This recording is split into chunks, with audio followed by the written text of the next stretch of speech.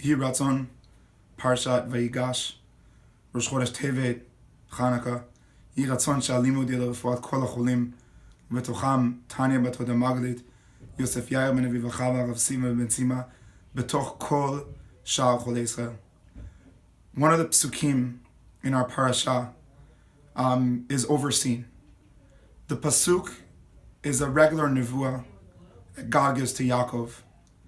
But what's unique about it is to understand historically when that sentence was said.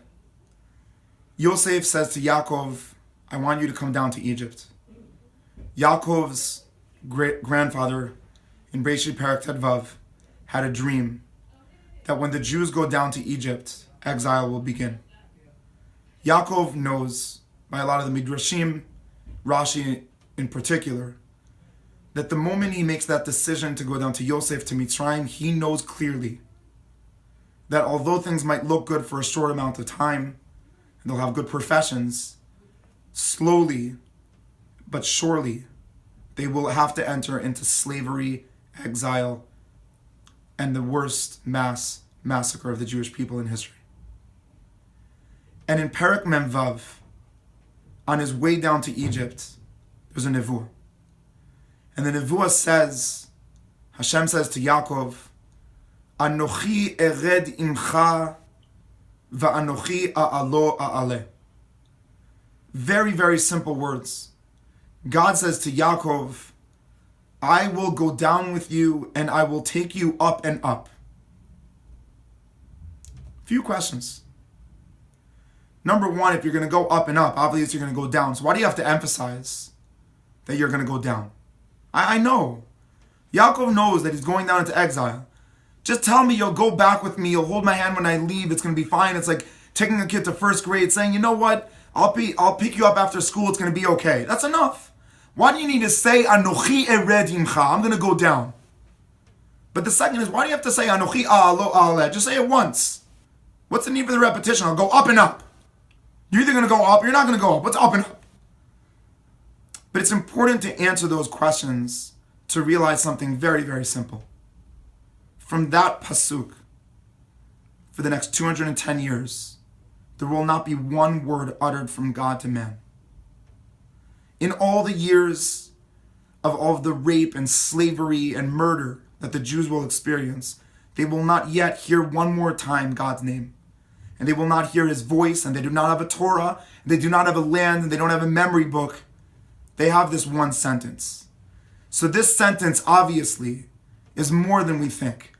Because this is going to be the message for how to deal with 210 years of not knowing where God is. And says the Sfat Emet, in the year 1872, Bamidrash Anochi ered imcha. What does this mean? Havtacha ledorot. It was not speaking to Yaakov, it was speaking to everyone. Anyone that has to enter into Egypt, anyone that has to leave comfort, anyone that has to leave Abba and Ima, anyone that has to leave anything simple, anyone that has to enter into darkness, anyone that has to light Hanukkah candles in the darkest nights of the year, Anochi ered imcha. He did not say Yaakov's name. I will go with you, meaning all of you, into those situations. But he says, Ki kol matzor leish Yisrael. Every experience of downward, rak letova, is only for good. Liyot achar kach yitaron. That only later will there be gain if you're willing to realize that you have to go down to Mitzrayim. And says the Sfat Emet so powerfully. Why does it say a'alo a'aleh? He says, Yoter kemishaya kodem yerida. He says, I want you to understand something. A lot of people think that you have to overcome. You have to overcome the challenge. And so they will say, Alo, I'll come back up with you, don't worry. Just get into that struggle, get out of that struggle, it's going to all be good. Says Hashem to Yaakov, no, I want you to go imcha. I want you to know that down there is really where I am. Stop trying to overcome.